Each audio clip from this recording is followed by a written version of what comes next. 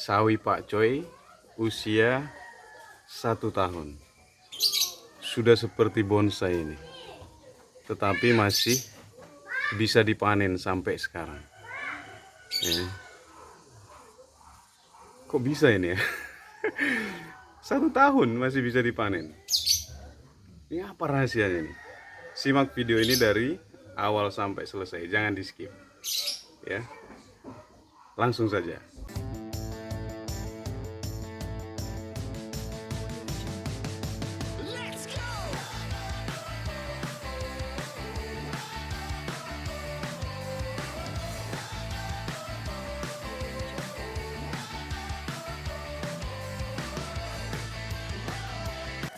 Kembali lagi di channel Rumah Kebun Organik bersama saya Julianto Samosir.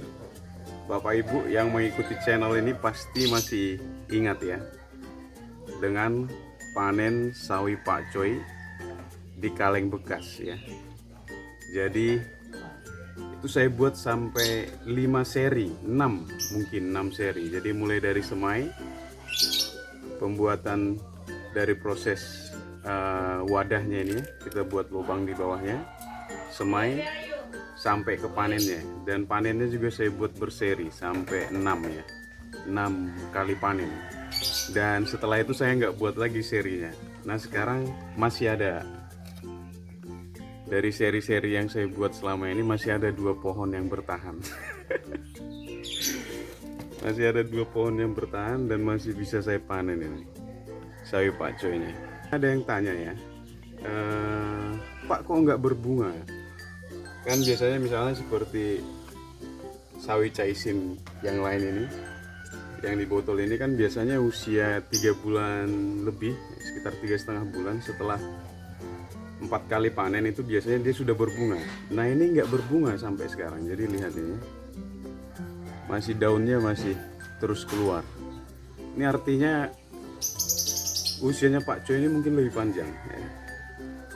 Saya nggak tahu juga kenapa dia nggak berbunga. Apakah karena kita sistem panennya ambil daunnya di kopek ya? Ya biasanya kan saya ambil seperti ini ya. Biasanya seperti ini ya. Saya ambil seperti ini. Jadi apakah karena cara panennya? Nah, saya nggak tahu juga. Saya belum menemukan jawabannya. Tetapi yang pasti ya, ini sudah seperti bonsai. Ini usianya sudah hampir bukan hampir, sudah 1 tahun lebih ya. Mulai dari HSS, hari setelah semai ya. Jadi dihitung mulai dari HSS, ini udah 1 tahunan usianya. Ini sampai batangnya lumutan. Mungkin dia akan berterima kasih sekali karena dia bisa hidup panjang dan dia bisa bermanfaat ya. Artinya kan kita bisa panen selama 1 tahun ini. Jadi kemarin saya baru buat mie juga, baru saya panen juga ini, beberapa lembar dari 2 pohon ini. Karena buat mie nggak banyak ya.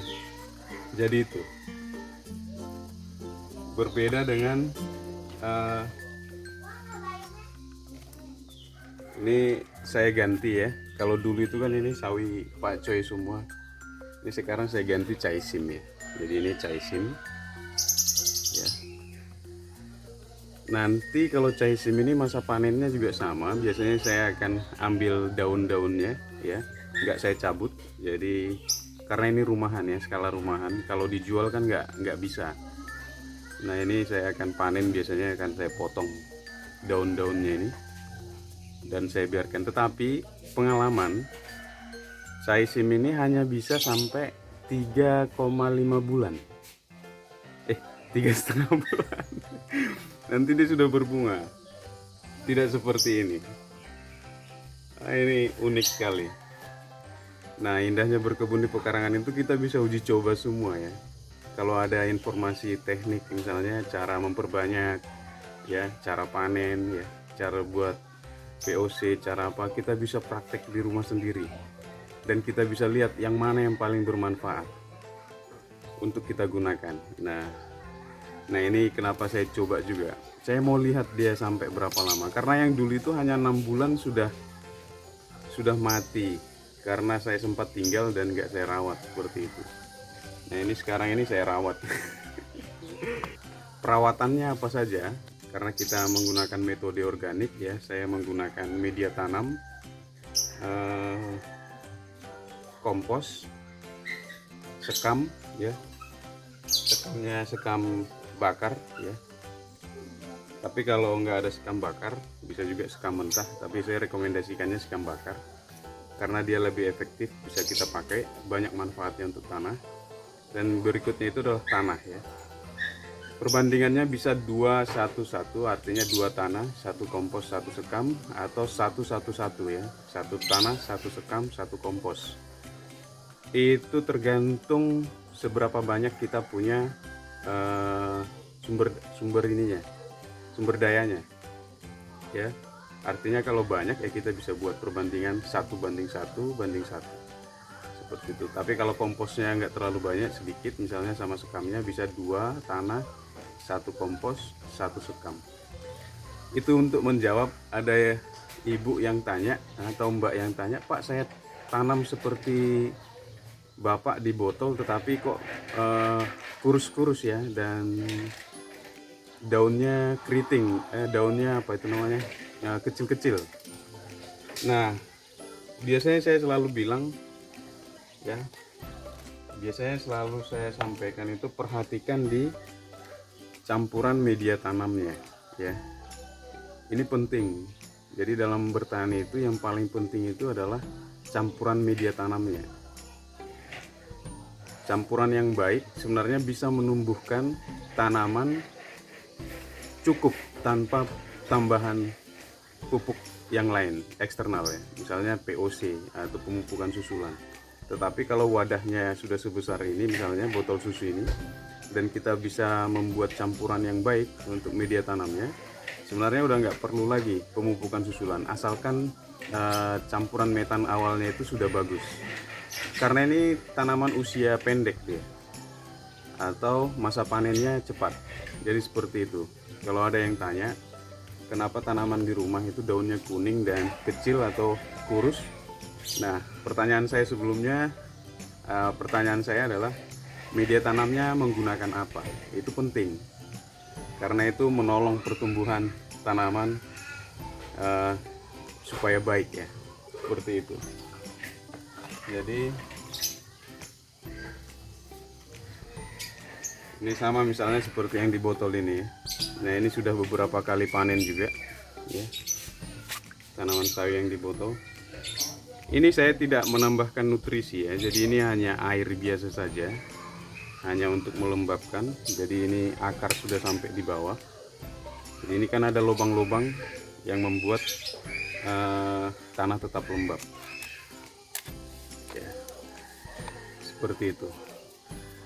Jadi supaya tanamannya bagus, itu hal yang penting dan mendasar itu adalah perhatikan campuran media tanamnya ya, atau metannya.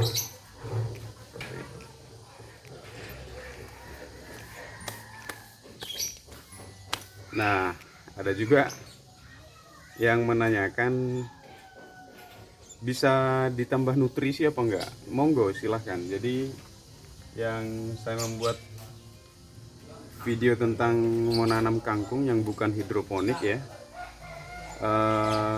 bukan hidroponik, menanam kangkung tanpa menyiram sampai panen itu. Jadi ada yang tanya apakah di airnya ini bisa ditambahkan nutrisi misalnya, tapi ini kan sawi. Boleh-boleh saja, silahkan ya, tetapi saya nggak menggunakan nutrisi di sini. Kalau yang ini saya menggunakan pemupukan susulannya itu dengan POC saja, pupuk organik cair yang saya buat dari limbah dapur ya. Jadi bisa saja, silahkan. Tapi kalau ini saya nggak pakai, karena itu kan beli nanti. Jadi saya pakai pupuk yang saya punya saja. Tapi saya nggak taruh di nutrisinya ini ya. Boleh saja juga ditaruh di nutrisinya, tapi kalau saya langsung disiramkan saja.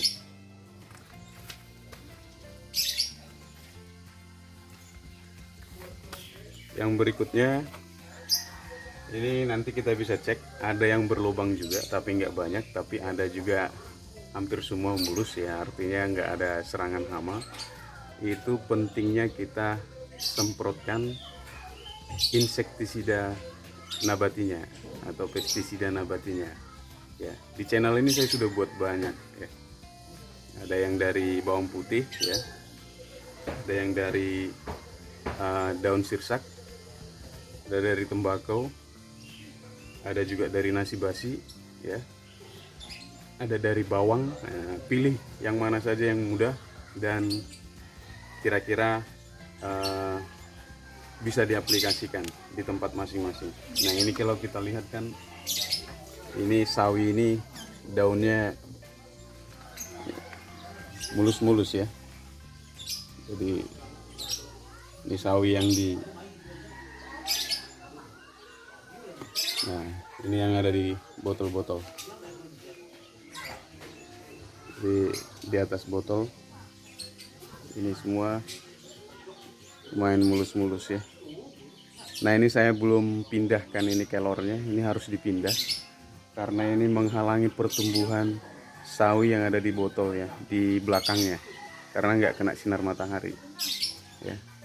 Sekaligus saya mau menjelaskan beberapa pertanyaan, Pak. Apakah bisa ditanam di tempat yang kurang sinar matahari?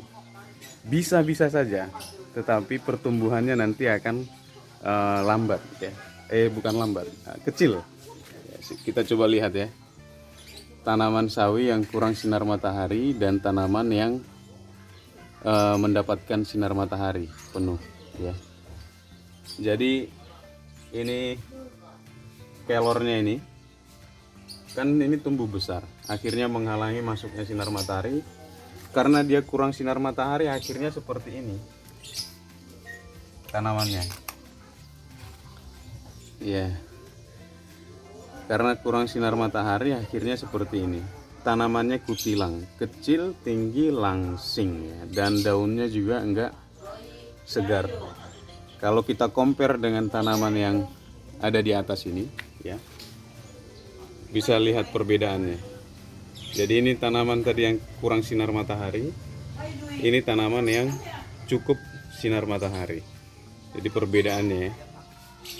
Coba kita lihat perbedaannya, ini cukup jauh sekali dengan ini kutilang. Jadi itu kenapa penting sekali sinar matahari ya. Ya, ini karena kemarin saya tancepin di tempat kelornya, saya tancepin di tempat pembuatan kompos, jadi saya belum sempat pindah. Saya sudah beli planter bag untuk memindahkan ini. Jadi ini ya, saya tanam di sini, tinggal tancepin aja tumbuh dia. Ya. Hari ini nanti sore rencana saya akan pindahkan karena sudah ada tadi yang kasih tahu punya kompos di kandangnya dan dari Pak Wayan dikasih free. Ini nanti sore saya akan ambil ya. Iya, itu dia Pak Coy usia 1 tahun. Sekarang saya tanam Pak Coynya itu di lahan di sini ya, di bedengan langsung. Ini sudah beberapa kali panen. Yang di kaleng sekarang caisin ya. Kalau yang dulu di lahan sekarang gantian. Sekarang kita tanam Pak Coy juga di lahan, caisim yang di kaleng. Jadi seperti itu. Ini pertumbuhannya agak kurang bagus ini. Dihajar sama hujan tiap hari. Nah, sekarang ini cerah ini, makanya terlihat cantik deh.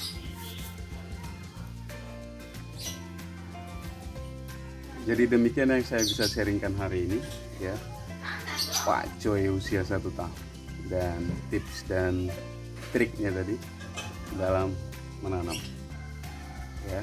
Mudah-mudahan menginspirasi dan sampai ketemu di video-video berikutnya. Salam channel Rumah Kebun Organik. Saya Julianto Samosir, sampai ketemu kembali.